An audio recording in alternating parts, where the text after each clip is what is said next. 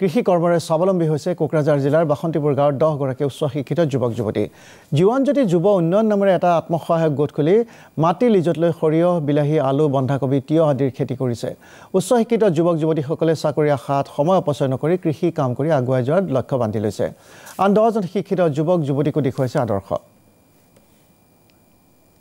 এইখিনি আমিও সকলে 10জনীয়া গোট মিলি ল'ৰা 5টা, ছোৱালী 5টা আমি সকলে এইখিনি বুদ্ধি কৰি 10জনীয়া গ্ৰুপে এইখিনি কৰিবলৈ কৰিছো। ঘৰত এনে চবে এতিয়া কাৰণ যি মোবাইল আছে কৰে মোবাইলত টাইম পাছ কৰাতকৈ আমাৰ খেতি পথাৰত লাগি থাকিলে নিজেও কাম কৰিব পাৰি, অথচ বেলেগে কাম কৰে, বাহিৰত কাম কৰে, এইখিনি আমি বেলেগকো কামত খটাব পাৰো।